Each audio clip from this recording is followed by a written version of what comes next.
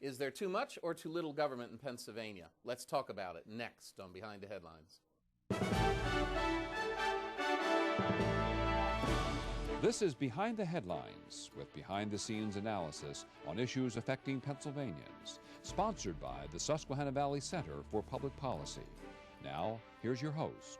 Hi, welcome to a new edition of Behind the Headlines. I'm Charlie Greenewald, Senior Fellow of the Susquehanna Valley Center for Public Policy. And as usual, I'm joined by my co-host, Mara Donnelly. Mara, welcome. Hello, Charlie.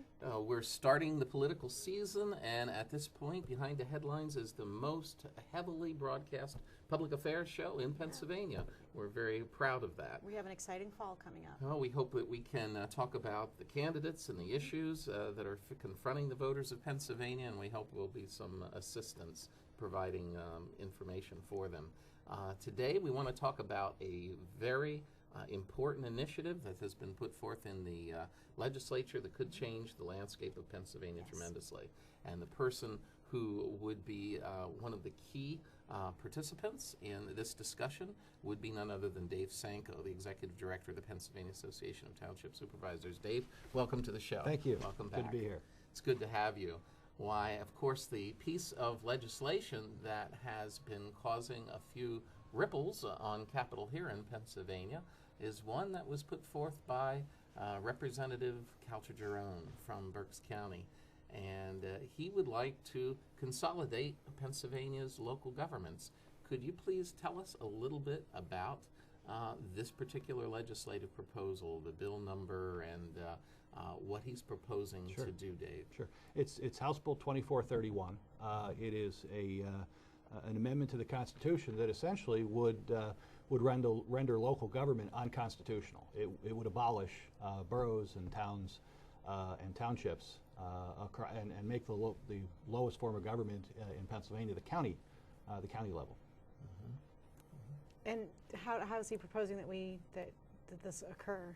It's pretty dramatic. It is a dramatic change. It's a slap in the face of the founding fathers. I mean, government for hundreds of years, people have viewed the most effective government is that government that was closest to the people, and that's what township and local government is all about. I mean, you can see your township supervisor at the grocery store and the ball field and at church, and raise issues of importance, and that doesn't happen with state representatives or state senators or congressmen, not because they wouldn't like to do it, just simply the numbers of people they represent in their district. It's not possible. Mm-hmm.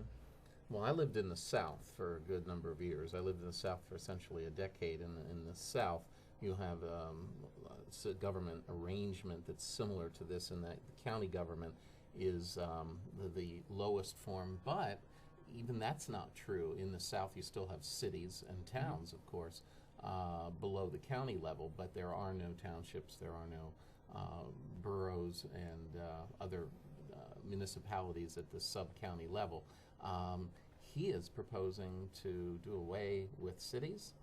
Would do except for Philadelphia and Pittsburgh. They are exempt from his legislation. So that Reading, for example, would just be part of Berks County. Could become part of Berks County, yes. That is a drastic proposal, isn't it? It is, absolutely. I think at the end of the day, it's intended to balance the haves and the have-nots, to take communities that are doing well, that are being efficient with their tax dollars, that are providing level of services that their residents demand, and use some of those tax resources and asset base to fund other communities that are not doing so well, that are not meeting their budgets, that are not being as efficient.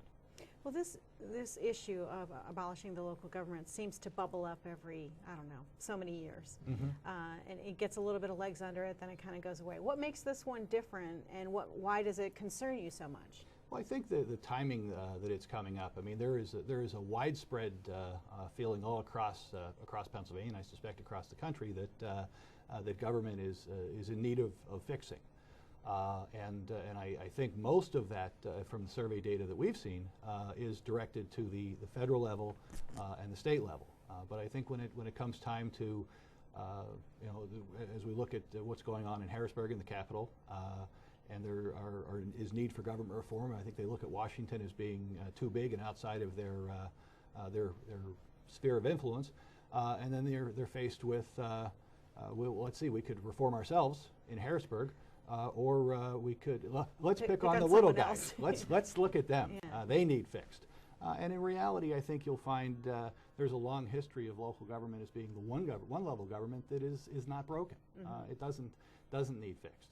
It's 83% of our municipalities are participating already in cost-saving intermunicipal cooperative agreements, whether it's for shared police or water and sewer or transportation issues, plowing and paving roads. They're doing the things that need to be done to be efficient to keep local taxes low. Would you repeat that statistic, Dave? Because this is one of the largest intents of this bill, isn't it? It is. The bill is intended to make municipalities cooperate and do things together, and 83% to try to of save them money. To save money, and we are the biggest fans of saving money and being efficient. 83% of our communities already do it, whether it's for they do joint purchasing, they buy their salt together through PennDOT. There is a lot of cooperative arrangements and money-saving ventures that are going on out there every day of the week, and our members didn't need somebody in Harrisburg telling them they had to do it. It made sense. What they know is their residents will come pounding on their door when they raise taxes to provide those services, so they find ways of getting it done. Now, Representative Calderon,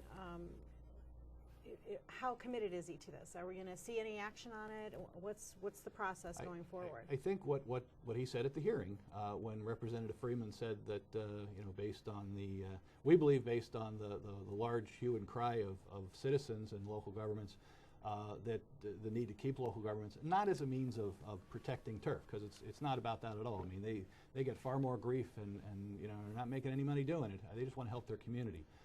So it's not about protecting turf, it's about preserving local democracy. The committee chair said he would not be moving the bill forward this session.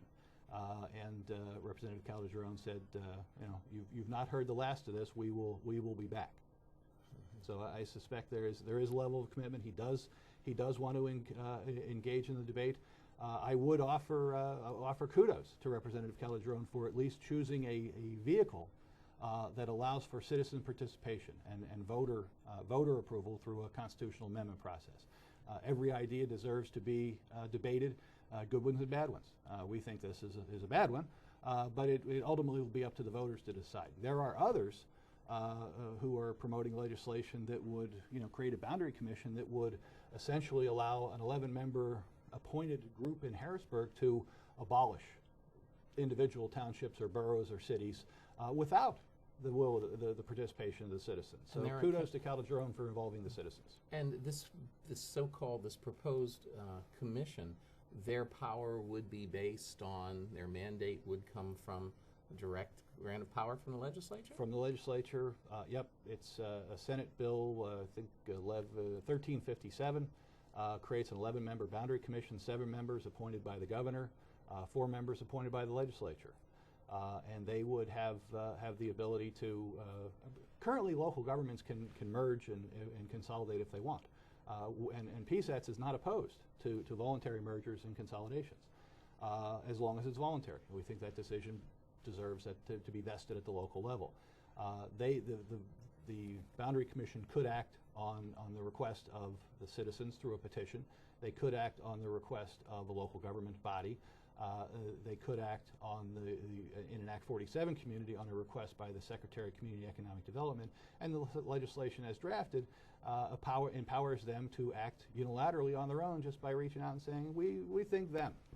Boundary Commission seems to be a way to do an end run around the people, isn't it? It very much is an end run around the people, particularly given that we have a mechanism in place for already doing voluntary mergers and consolidations.